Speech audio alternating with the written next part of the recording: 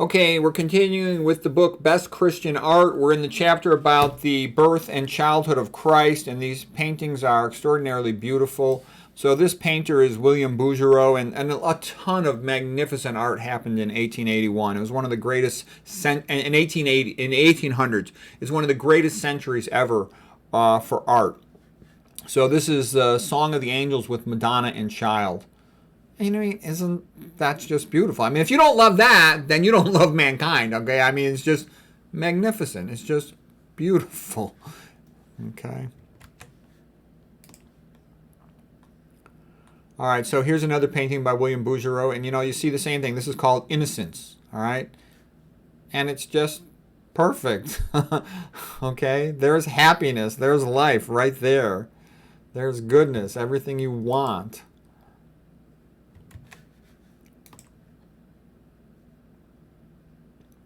Okay, here's another picture of Madonna, and I like this Madonna. She looks a little tired. She's been up all night taking care of the baby. This one's called Madonna with the Lilies and the Angels by Sandro Botticelli from 1478. So yeah, there was some great art in the 1400s. Botticelli and Rogier van der Weyden are the two best ones.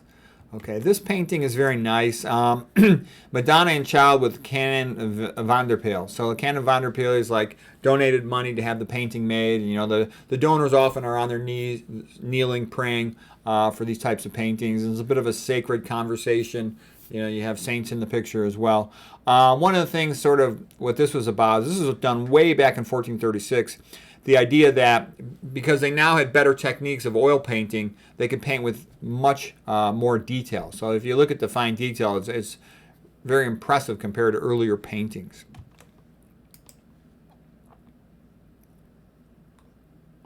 Okay, here is the Virgin Mary Guadalupe. It's an unknown painter around 1700. And, Hispanic people are really religious. The Mexicans, the Puerto Ricans. My mom, by modern standards, she'd be like a religious fanatic. She's the nicest person I ever met in my whole life, the best person I ever met in my whole life. Wherever my mom was, people were laughing and joking and happy. So anyways, this is great, and, it enriches their lives, okay? Again, Christianity, it's the friend of the little guy. Power people want atheism so they can be, so-called gods on earth. All right. Here is the Holy Family, Doni Tondo, the round painting, portrait painting by Michelangelo. And you can see Michelangelo's painting. He often doesn't have much in the way of a landscape in the background. His color is better than it usually is, but he often doesn't care that much about color either. But he's still, he's magnificent at drawing. So it's a nice painting. A little bit, he's often interested in the complex positioning of the figures rather than the emotional component of it. I just like that one because it's relatively unique. Okay. This right here, actually, let me get it a little bit better position here. Yeah, I kind of don't have all the, room to show it. I'm on full screen, but I can't fit the whole painting in the screen. So just another beautiful Madonna by Sandro Botticelli. And again, she's got the blue for the heavens, the red for love, charity, and perhaps symbolic of Christ's faith. Okay. Okay, here's another one. This one is by Fra Filippo Lippi, and you kind of see that there's a similarity in the style of the Italians for painting the Madonnas, and, they're just beautiful. There's a lot of Madonnas, a lot of teaching about Madonnas. Okay, this is actually one of my favorite ones here. This is called The Sistine Madonna and Child by Raphael from 1514, and this painting was requested by Pope Julius in honor of his uncle Pope Sixtus, who had who's in the painting and for whom the Sistine Chapel is named. And he had the side walls painted of the Sistine Chapel. It wasn't later till Michelangelo came along to paint the ceiling. I know a lady doctor who looks just like this picture. These angels are very famous. Those are the angels that are featured on a lot of things, including one of the Van Halen album covers where they have them smoking cigarettes. They're, cute. Okay, so anyway, it's very nice, very real face of a woman there. And here's Pope Julius, and I love Pope Julius because, like I said, people criticize the Catholic Church, and Martin Luther criticized the Catholic Church. Oh, they're corrupt, they waste too much money. You know what? Look what the guy did. He got on a horse and he fought against the French, the Spanish invading, and the other papal states, the other city-states in Italy trying to take over the papal states. Okay, what more could you ask a guy to do than that? Number one. Number two, he recommissioned to improve St. Peter's Basilica, one of the greatest church cathedrals in the whole world. The beautiful Vatican looks like hands out there with all the beautiful statues later came along from Bernini, sort of the Michelangelo sculptor of the 1600s. He commissioned Raphael to paint the Stanza Signatura, made the School of Athens, one of the best paintings of all time. The Sistine Chapel by Michelangelo. What more could a guy do? Okay, they paid for all these scholars to study literature, arts, and the old Greek and Latin books, and to keep all that knowledge of Western civilization alive. And that's exactly what the church should be doing. And people will criticize him, because he had kids and maybe he had syphilis. I don't know for sure about the syphilis or not. But good, it's normal for guys to like women. Okay, we like women. We can't help it. We just do. And there's the vast majority of guys like women, okay? And you know what? That motivates us and inspires us. If you allow guys who like women to be priests and cardinals and all this other stuff and popes, you'll have much better quality of men to compete, okay? You'll have a much bigger talent pool to draw from. Other things about Pope Julius. The reason he had a beard was he said he was going to keep his beard on until France had been fully removed from Italy. Okay, and the Pope in the Vatican had real threats. I mean, look at 1527 when Frederick V sacked Rome. The Holy Roman Emperor. Okay, not good. It's actually Charles V. Okay, so yeah, I like Pope Julius, and the movie of him with Michelangelo, The Agony and the Ecstasy. It's a great movie. It's one of the all-time great movies. If you want to see a movie about the life of an artist, The Agony and the Ecstasy about Michelangelo. And Pope Julius, and Raphael's in it too, is awesome. The other great movie about artistic genius, I would say, is Amadeus. Those are the two best ones. Okay, here's the Pope asking Michelangelo, let me shrink myself here, asking Michelangelo here and Bramante, and there's Raphael, to design St. Peter's Basilica. Raphael helped out with it too. Michelangelo especially did the dome. Bramante did a lot of the rest of it. So that's big stuff. That's exactly what you would hope a pope was doing. Okay, I do comment in this place and elsewhere, the psychology of Christianity is better than the psychology of psychology. Modern psychology funnels people into divorce and sends them down the path of psych meds that don't work. Christianity gives people real role models, the saints, Mary, Jesus Christu. Okay. William Durant said, the Pope Julius helped design the greatest art museum in the world. He transferred the Renaissance from Florence to Rome. Yep. Pretty impressive. And that's a relatively unique thing about Christianity and Western civilization. It loves painting, okay? All this stuff about all cultures are equal is total BS. What other cultures produce all this beautiful painting and all this beautiful sculpture? None of them. None of them even produces 5% of it. Okay, so what I'm saying is the Christian metaphysics, man is created in the image of God, therefore he too can be a creator. And it's a glory to God to create beautiful things. That generates beautiful art. And you can recognize a lot of these statues. There's the Laocoon statue, which I think Michelangelo made, even though he said he discovered it from the Greeks, of Laocoon, who was the sort of prophet in Troy who said, don't take that horse in, the Trojan horse, and they didn't listen to him. And Minerva, Athena, sent snakes to envelop him. There's Hercules statue right there. There's the Dying Gaul statue. The Belvedere Apollo is back in there, and you got all these magnificent paintings, the Colosseum of Rome, the Pantheon. It's awesome stuff. Okay? And people, you should cherish Western civilization and teach it to your young and stand up for it. Otherwise, they'll topple all these statues, destroy these buildings, and you'll be just stuck in modern third world slavery. Okay? And I'm proud of the fact that Christianity, it's the best at anything to do with art. There's no other culture, religion, or anything that's even in the ballpark for architecture, science, and most things. And people should be proud of that, okay? Everyone's happy to talk about the problems with Christianity, but let's talk about the good things too. Okay? All right, now here's a beautiful painting. This is called The Heavenly and the Earthly Trinities, and the painter is Bartolome Murillo. And, I love the faces. So there's the Heavenly Trinity is Jesus Christu, the Holy Spirit, and God the Father.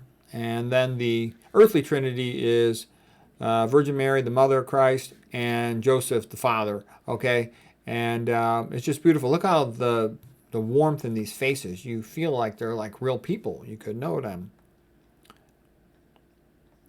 And here's another painting by Murillo, and they're just fantastic. This is the Our Lady of the Rosary with the baby Jesus, and just look at those faces. They're fantastic. They're magnificent. Okay, these are pinnacles of art. Okay, and he's somebody most people never even heard of him. Bartolome Murillo, Spanish painter. Okay, now here's a little bit of a crazy painting. Oh, this is a very sad painting. This is from King Herod. This is the massacre of the innocents. He heard the prophecy that the Messiah was born, so he slew all the babies of that age. And that's how sick King Herod was. That's what you get with paganism. That's what you get with that type of metaphysical values. Okay, here's a painting called Christ in the House of His Parents. This is by John Everett Millais. And that was part of, Christ's flight into Egypt there for that last painting, Massacre of the Innocents. Okay, so Everett Millais was part of the school of the Pre-Raphaelite Brotherhood. And this was sort of the Victorian Renaissance in England. The Pre-Raphaelite Brotherhood were a bunch of artists who were relatively poor, but John Ruskin, the art critic in England, really stood up for them and promoted them in a big way. John Ruskin was super famous Oxford professor, art critic. And he said, the Pre-Raphaelite Brotherhood is great. What they meant by Pre-Raphaelite Brotherhood was that they were trying to go back to the mentality of art before Raphael. They thought that Raphael had trended a little bit into too much beauty and not enough emotional love, if you will, of Christianity. And what had angered John Ruskin, he's a bit of a Bible-thumping, sort of almost Calvinist, part Scottish, Presbyterian and whatnot, but still very old school in his religious thinking. And he was angered by the idea that in the Stanza Signatura room in the Vatican, that Raphael had put the Mount Parnassus of the poets of ancient Greece at the same height as the Disputa religious celebration painting, and he felt that that was a degradation of religion. So I think Ruskin overdoes it, but anyways, Millais was this great painter. So there's Jesus Christu with Joseph the carpenter, with his mother, and there's John the Baptist and others looking on. Okay, here is Jesus Amongst the Doctors of Religion, okay, from 1884. And this is, when he's in the synagogue that he's teaching the elders, and they're amazed at how much he knows. Okay, all right, so that's, you can look it up there, the passage from Luke if you care to. Okay. Here's a painting of John Ruskin. And Ruskin, he's a genius. He's kind of sad and pathetic in some other ways, but they always are. If you wanted somebody who's totally normal, if you want a genius who's totally normal, you won't have any geniuses.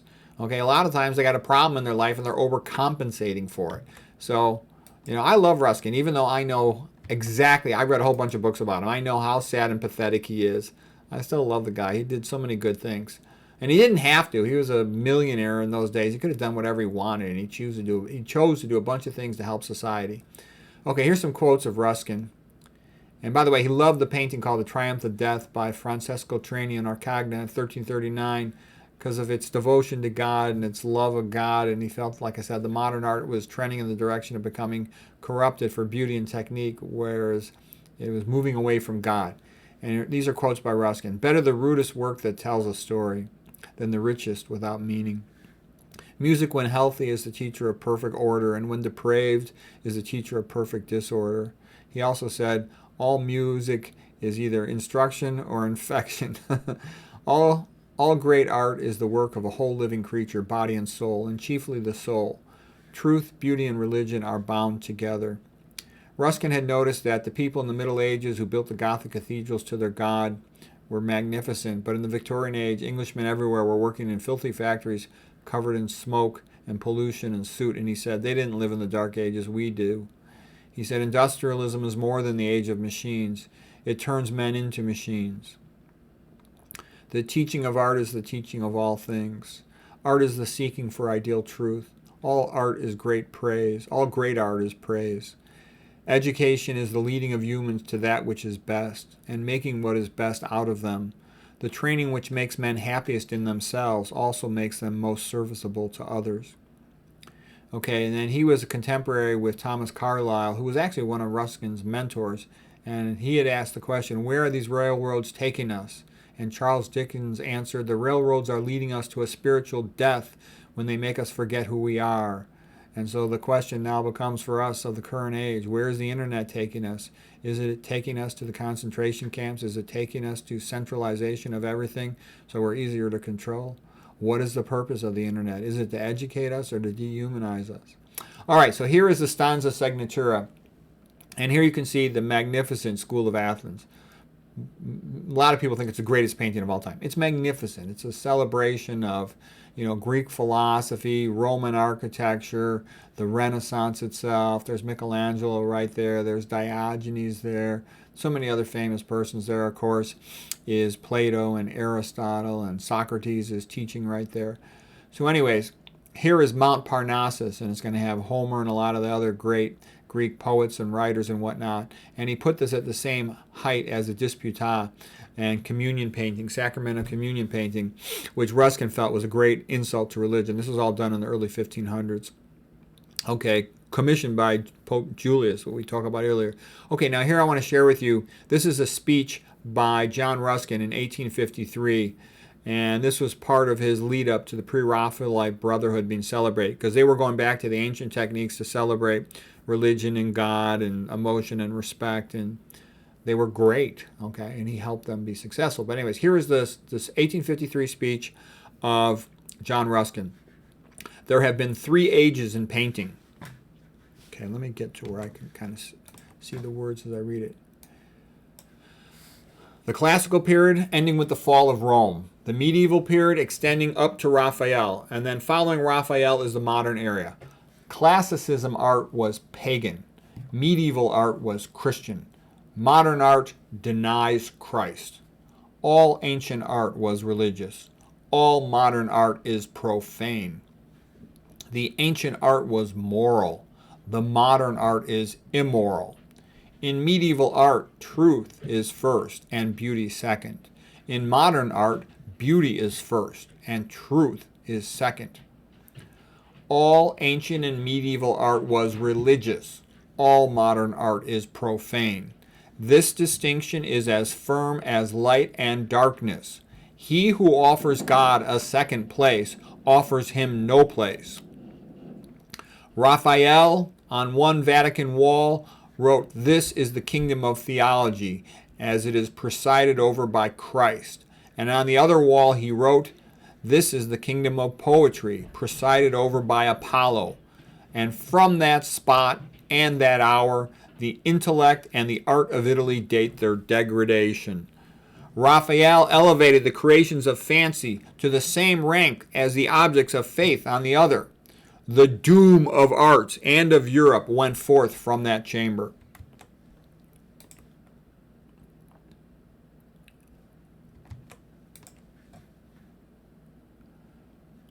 The medieval principles led up to Raphael. The modern principles lead down from him. And just as classical art was great in building to its gods, and medieval art was great in building to its God, modern art is not great because it builds to no God. Okay, what an awesome speech. Talk about binary opposition there. It's fantastic. Antithesis, it's awesome.